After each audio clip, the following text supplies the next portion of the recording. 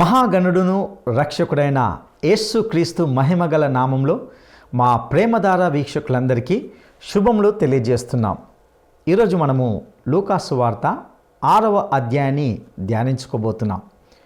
ఇందులో యేసు ప్రభువుకు వ్యతిరేకుల నుండి ఎదురైన ప్రతిఘటనలను గురించి చర్చిస్తాం. యేసు తన శిష్యులను ప్రత్యేకంగా ఏర్పరచుకున్న విధానాన్ని కూడా ఇందులో చూస్తాం. ఈ లోకంలో తన బిడ్డలు ఎలాంటి విలువలు పాటించాలో కొన్ని విలువైన సత్యాలను ప్రభువు ఇందులో ఉపదేశిస్తున్నట్లుగా చూస్తాం. విశ్రాంతి దినంన జరిగిన 2 సంఘటనలను గూర్చి ఇక్కడ చూడగలం. విశ్రాంతి దినం రోజు తన శిష్యులు వెన్నులు త్రుంచి తిన్నప్పుడు, అదేవిధంగా ఊచ చెయ్యి గలవానికి బాగు చేసి తనను స్వస్థపరిచినప్పుడు, యేసు యొక్క వ్యతిరేకులు ఆయనకు వ్యతిరేకంగా ప్రశ్నించినప్పుడు యేసు ఇచ్చిన అద్భుతమైన జవాబులను ఇందులో చూస్తాం.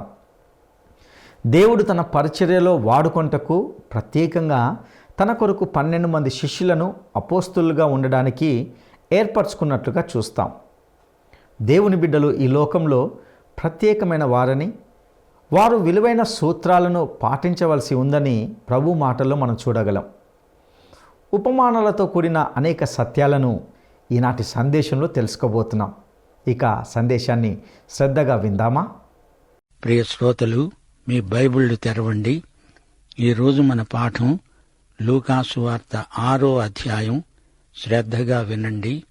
ఈ అధ్యాయంలో యేసు ప్రభువుకు ప్రతిఘటనలు ఎన్నో ఎదురయ్యాయి. యేసు తన శిష్యులను ప్రత్యేకంగా ఏర్పరుచుకుంటాడు. ఈ లోకము ఏమి కానున్నదో, లోకములోని తన బిడ్డలు ఎలాంటి విలువలు పాటించాలో ప్రభువు ఉపదేశిస్తాడు. వివరాలు వినండి. ఒక విశ్రాంతి దినమున ఆయన పంట చేలలో బడి వెళ్లుతూ ఉండగా ఆయన శిష్యులు వెన్నులు తుంచి చేతులతో నలుపుకొని తింటున్నారు. అప్పుడు పరిసయ్యులలో కొందరు వారిని అడిగారు, విశ్రాంతి దినమున చేయదగనిది మీరెందుకు చేస్తున్నారు? యేసు అన్నాడు, తాను తనతో కూడా ఉన్నవారు ఆకలిగొన్నప్పుడు దావీదు ఏమి చేశాడో అదైనా మీరు చదవలేదా? అతడు దేవుని మందిరములో ప్రవేశించి యాజకులు తప్ప మరెవరూ తినకూడని సముఖపు రొట్టెలు తీసుకొని తిని తనతో ఉన్నవారికి కూడా ఇచ్చాడు గదా. మనుష్య కుమారుడు విశ్రాంతి దినమునకు యజమానుడు. శ్రోతలు వింటున్నారా? విశ్రాంతి దినమున అనగా సబ్బాతు నాడు కంకులు తుంచడమా? వారేమీ ధర్మశాస్త్రమును మీరలేదు. ద్వితీయోపదేశకాండం 23వ అధ్యాయం 24, 25 వచనాలు, నీవు నీ పొరుగువాని ద్రాక్ష తోటకు వచ్చునప్పుడు నీ ఇష్టప్రకారము నీకు చాలినంత వరకు ద్రాక్ష పండ్లు తినవచ్చు, గాని నీ పాత్రలో వాటిని వేసుకోకూడదు. నీ పొరుగువాని పంట చేనికి వచ్చేటప్పుడు నీ చేతితో వెన్నులు తుంచుకోవచ్చు గాని నీ పొరుగువాని పంట చేని మీద కొడవలి వెయ్యకూడదు. దేవుని సేవకులు విపత్కర పరిస్థితిలో ఉన్నప్పుడు ధర్మశాస్త్రమందలి అక్షరాన్ని పట్టుకొని తీర్పు తీర్చకూడదు. సబ్బాతు నాడు మరో సంఘటన ఇక్కడ పేర్కొనబడింది 6వ వచనం నుండి. మరి ఒక విశ్రాంతి దినమున ఆయన సమాజ మందిరములోనికి వెళ్లి బోధిస్తున్నప్పుడు అక్కడ ఊస కుడి చెయ్యి గలవాడు ఒకడున్నాడు. శాస్త్రులు పరిసయ్యులు ఆయన మీద నేరము మోపాలని, విశ్రాంతి దినమున స్వస్థపరుస్తాడేమో అని కనిపెట్టి ఉన్నారు. అయితే ఆయన వారి ఆలోచనలెరిగి ఊచ చెయ్యగలవానితో, నీవు లేచి మధ్యన నిలువు అని చెప్పగా వాడు లేచి నిలిచాడు. అప్పుడు యేసు అన్నాడు, మిమ్మల్ని ఒకటి అడుగుతాను, చెప్పండి. విశ్రాంతి దినమున మేలు చేయడము ధర్మమా, కీడు చేయడము ధర్మమా? ప్రాణరక్షణ ధర్మమా, ప్రాణహత్య ధర్మమా? యేసు వారినందర్నీ చుట్టూ కలయచూచి, నీ చెయ్యి చాపు అని వానితో అన్నాడు. వాడు అలాగు చెయ్యగానే వాని చెయ్యి బాగుపడింది. అప్పుడు వారు వెర్రి కోపముతో నిండినవారై యేసును ఏమి చేతామా అని ఒకరితో ఒకరు మాట్లాడుకున్నారు. శ్రోతలు వింటున్నారా? వారు ఆ రోగిని ఎందుకు తెచ్చారు? యేసు వాణ్ణి బాగుచేయగలడని, బాగు చేస్తాడని వారికి తెలుసు. ఆయనకు శక్తి ఉందని, కనికరము గలవాడని వారికి తెలుసు. యేసు అతణ్ణి స్వస్థపరిచాడు. విశ్రాంతి దినాన స్వస్థపరిచాడు అనే అభియోగం ఆయన మీద మోపడానికి వారు ఈ సన్నివేశాన్ని కావాలని ఏర్పాటు చేశారు. అప్పటి నుండి వారాయనను చంపడానికి కుట్రలు పన్నసాగారు. యేసు ఇప్పుడు 12 అపుస్తలులను ఏర్పరుచుకుంటున్నాడు. ఇంతకు ముందు 2 సార్లు నా వెంబడి రండి అని పిలిచాడు. ఇది 3వసారి. ఈసారి వారిని అపుస్తలులనుగా ప్రత్యేకించుకుంటున్నాడు. అనేక మందిలో 12 ప్రత్యేకంగా పిలుస్తున్నాడు. 12వ వచనం నుండి, ఆ దినములందు ఆయన ప్రార్థన చేయడానికి కొండకు వెళ్లి దేవుణ్ణి ప్రార్థించటంలో రాత్రంతా గడిపాడు. ఉదయమైనప్పుడు ఆయన శిష్యులను పిలిచి వారిలో 12 ఏర్పరిచి వారికి అపుస్తలులు అని పేరు పెట్టాడు. వీరెవరనగా ఆయన ఎవనికి పేతురు అని మారుపేరు పెట్టాడో ఆ సీమోను, అతని సహోదరుడైన అంద్రెయ, యాకోబు, యోహాను, ఫిలిప్పు, బర్తొలొమయి, మత్తయి, తోమా, అల్ఫయి కుమారుడైన యాకోబు, జెలోతే అనబడిన సీమోను, యాకోబు సహోదరుడైన యూదా, ద్రోహి అయిన ఇస్కరియోతు యూదా అనేవారు. ఆయన వారితో కూడా దిగివచ్చి మైదానమందు నిలిచినప్పుడు ఆయన శిష్యుల గొప్ప సమూహము ఆయన బోధ వినడానికి, తమ రోగములను కుదుర్చుకోవడానికి యూదయ్య దేశమంతటి నుండి, యెరూషలేము నుండి, తూరు, సీదోను అనే పట్టణముల సముద్ర తీరముల నుండి వచ్చిన బహుజన సమూహము, అపవిత్రాత్మల చేత బాధించబడిన వారు వచ్చి స్వస్థత నొందారు. ప్రభావము ఆయనలో నుండి బయలుదేరి అందరినీ స్వస్థపరుస్తూ ఉంది. గనుక జనసమూహమంతా ఆయనను ముట్టాలని యత్నం చేశారు. యేసు ఏర్పరచుకున్న అపుస్తలులు 12. వీరిలో ఒకడు యేసును అప్పగించాడు, అమ్మేశాడు. ఒకడు యేసును ఎరగనని చెప్పి పిమ్మట పశ్చాత్తప్తుడయ్యాడు.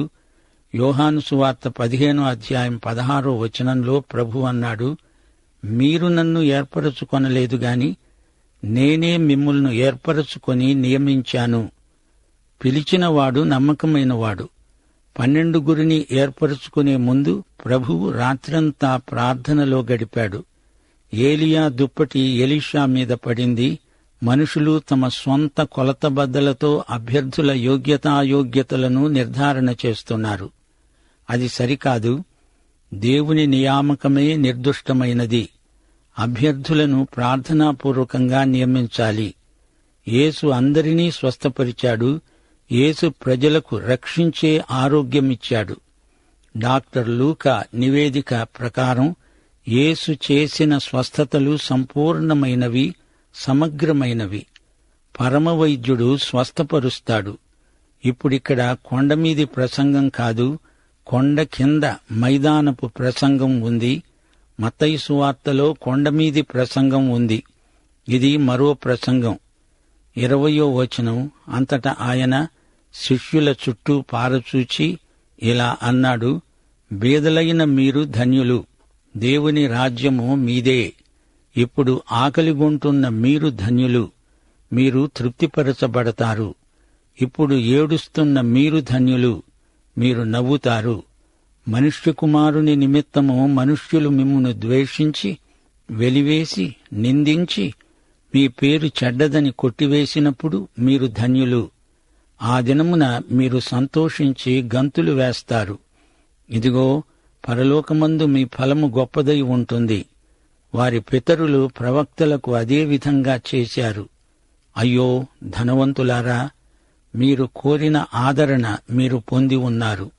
అయ్యో, ఇప్పుడు కడుపు నిండి ఉన్న వారలారా, మీరాకలిగొంటారు. అయ్యో, ఇప్పుడు నవ్వుతున్న వారలారా, మీరు దుఃఖించి ఏడుస్తారు.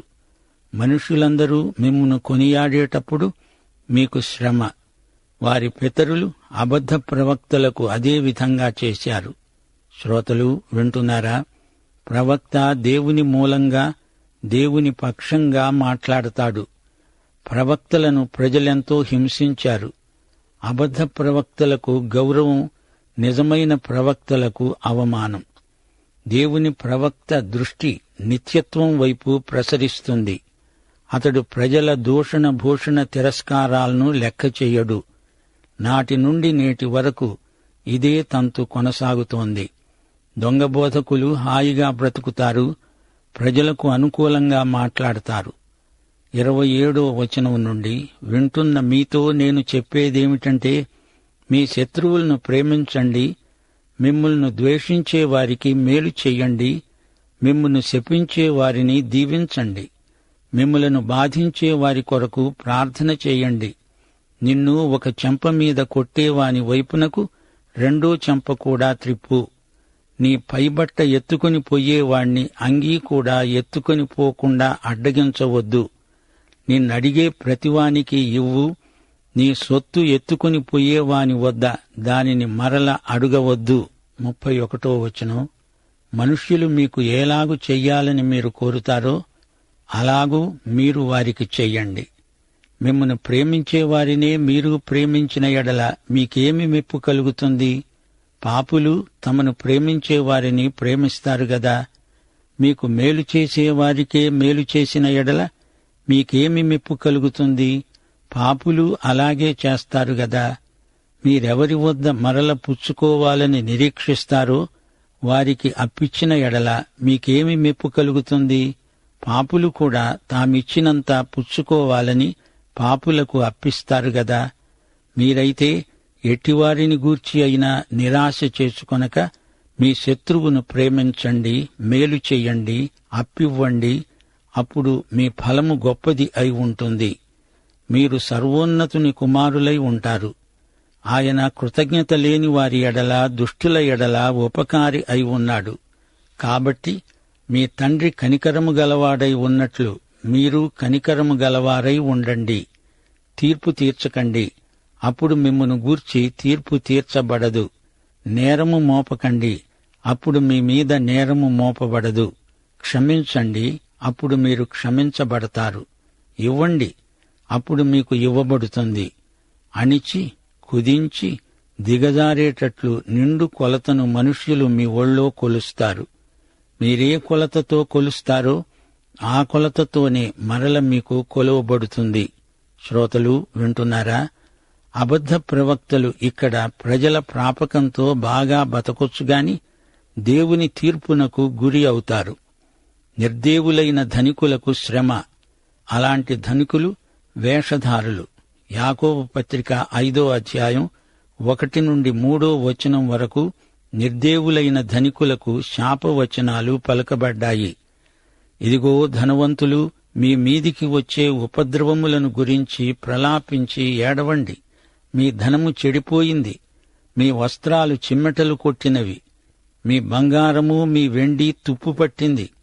వాటి తుప్పు మీ మీద సాక్ష్యముగా ఉండి అగ్నివలే మీ శరీరాలను తినేస్తుంది. అంత్యదినములందు ధనం కూర్చుకున్నారు. ఈ ధనికులు స్వార్థపరులు, వారి హృదయాలు నలుపెక్కాయి. ప్రభువు రక్తమే వారి హృదయాలను కడగాలి. ప్రభువును వారు మనస్ఫూర్తిగా వెంబడించలేరు. మైదానంలో యేసు చేసిన ఈ ప్రసంగం అట్టివారికి కనువిప్పు కాగలదు. 39 నుండి 43వ వచనం వరకు ఆయన వారితో ఈ ఉపమానము చెప్పాడు. గుడ్డివాడు గుడ్డివానికి దారి చూపగలడా? వారిద్దరూ గుంటలో పడతారు గదా. శిష్యుడు తన బోధకుని కంటే అధికుడు కాడు. సిద్ధుడైన ప్రతివాడు తన బోధకుని వలె ఉంటాడు. నీవు నీ కంటిలో ఉన్న దూలమునెంచక నీ సహోదరుని కంటి నలుసును చూడనేలా? నీ కంటిలో ఉన్న దూలమును చూడక నీ సహోదరునితో, సహోదరుడా, నీ కంటి నలుసును తీసివెయ్యనియ్యి అని ఏలాగు చెప్పగలవు? వేషధారి, మొదట నీ కంటిలో ఉన్న దూలమును తీసివేసుకో. అప్పుడు నీ సహోదరుని కంటి నలుసును తీసివేయడానికి అది నీకు తేటగా కనపడుతుంది. ఏ మంచి చెట్టుకు పనికిమాలిన ఫలాలు పండవు, పనికిమాలిన చెట్టున మంచి ఫలాలు ఫలించవు. ప్రతి చెట్టు తన ఫలముల వలన తెలియబడుతుంది. ముండ్ల పొదలో అంజూరపు పళ్ళు ఏరుకొనరు, కోరింద పొదలో ద్రాక్ష పండ్లు కొయ్యరు. సజ్జనుడు తన హృదయము అనే మంచి ధననిధిలో నుండి సద్విషయములను బయటికి తెస్తాడు. దుర్జనుడు చెడ్డ ధననిధిలో నుండి దుర్విషయములను బయటికి తెస్తాడు. హృదయము నిండి ఉన్న దానిని బట్టి నోరు మాట్లాడుతుంది. శ్రోతలు, పాపాన్ని పాపంగా గుర్తించాలి. పాపం ఏ రూపంలోనైనా దేవునికి గిట్టదు. స్వార్థము, గర్వము మొదలైనవన్నీ పాపము యొక్క వివిధ లక్షణాలు. నేటి నాగరికత పాపాన్ని అంతగా పట్టించుకోవటం లేదు. పాపానికి మెరుగుపూతలు పూయకూడదు. పాపం దేవుని దృష్టిలో పాపభూయిష్టమైన దుష్టశక్తి. పాప సమస్యకు సమగ్రమైన పరిష్కారం యేసు శిలువ చెంత దొరుకుతుంది. యేసు శిలువే పాపమనే కొరుకుడు పుండుకు శస్త్రచికిత్స. పాపాన్ని పరిహరించి యేసు నిన్ను నూతన సృష్టిగా చేస్తాడు. లూకాసు వార్తలోని మైదానం ప్రసంగం నిన్ను యేసు శిలువ వద్దకు నడిపిస్తుంది. పాపక్షమాపణ అనుభవం లేనిదే నీ మనస్సాక్షికి శాంతి ఉండదు. అపరాధ భావన నిన్ను బాధపెడుతూనే ఉంటుంది. కొండ ప్రసంగానికి ఈ మైదానం ప్రసంగం సంపూరకం. ఈ ప్రసంగ భావననే ప్రభువు పలుచోట్ల బోధించాడు. అపొస్తలుల సందేశాలలో యేసు చేసిన ఈ ప్రసంగాల సారం కానవస్తుంది. ఈ మైదానపు ప్రసంగాన్ని ప్రభువు ఒక ఉపమానంతో ముగిస్తున్నాడు. 46 నుండి 49 వచనం వరకు.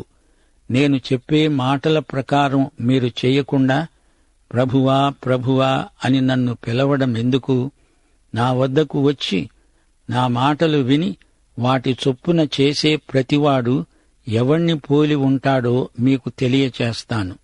వాడు ఇల్లు కట్టాలని ఉండి లోతుగా తవ్వి బండమీద పునాది వేసిన వానిని పోలి ఉంటాడు. వరద వచ్చి ప్రవాహము ఆ ఇంటి మీద వడిగా కొట్టినా అది బాగా కట్టబడినందున దానిని కదిలించలేకపోయింది. అయితే నా మాటలు విని చేయనివాడు పునాది వేయకుండా నేలమీద ఇల్లు కట్టిన వాణ్ణి పోలి ఉంటాడు.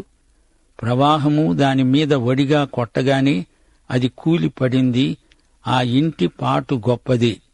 శ్రోతలు, రాతి నేల మీద కట్టబడిన ఇల్లు నిలిచి ఉంది. ఇసుక పునాది ఇల్లు వరదలకు కొట్టుకుపోయింది. రాతి పునాది, పునాది రాయి యేసే. 1 కొరింథీ 3:11 వేయబడినది తప్ప మరి ఒక పునాది ఎవడూ వేయనేరడు.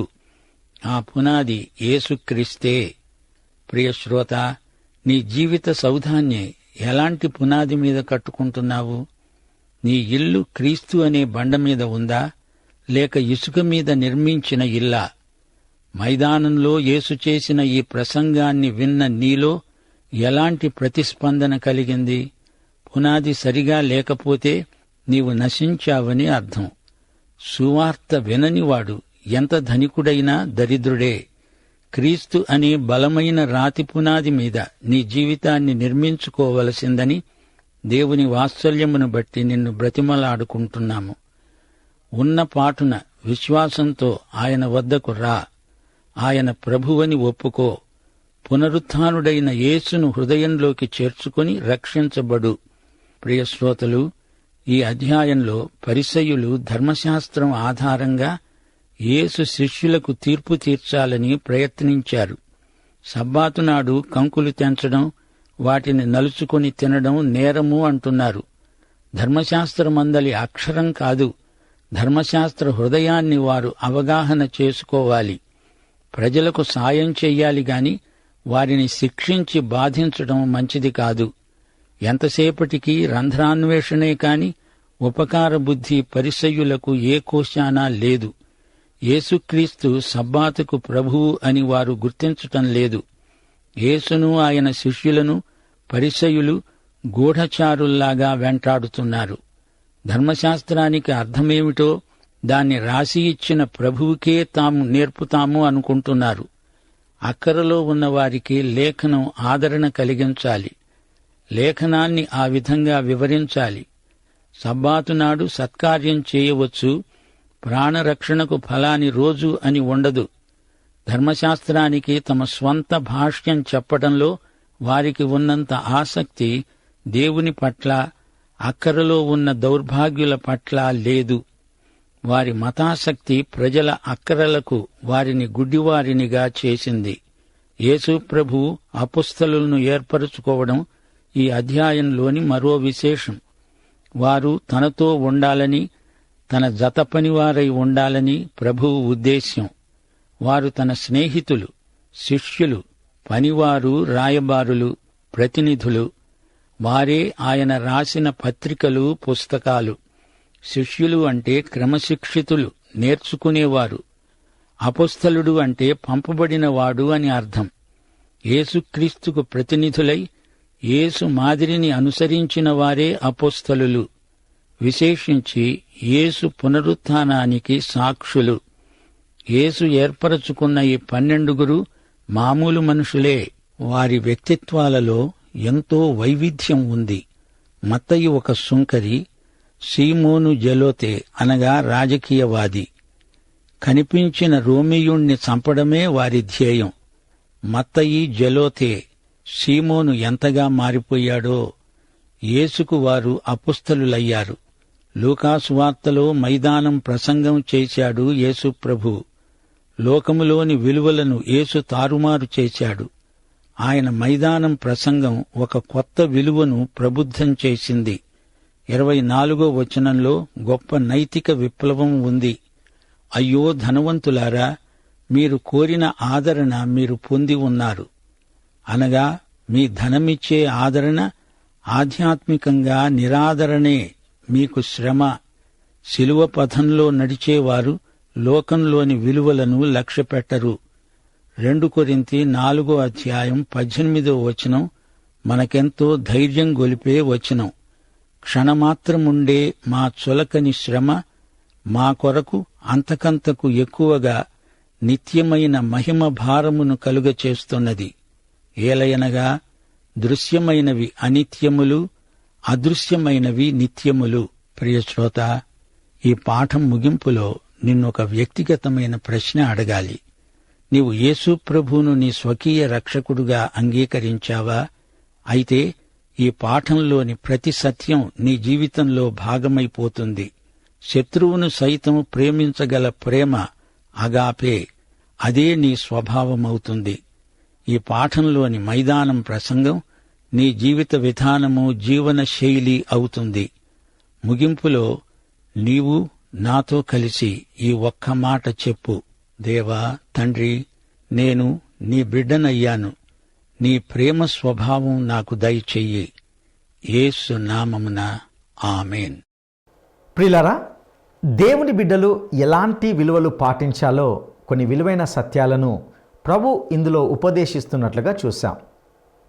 యేసు ప్రభువు తన పరిచర్యలో వాడుకొంటకు ప్రత్యేకంగా తన కొరకు 12 మంది శిష్యులను అపోస్తలులుగా ఉండడానికి ఏర్పరచుకున్నట్లుగా చూశాం.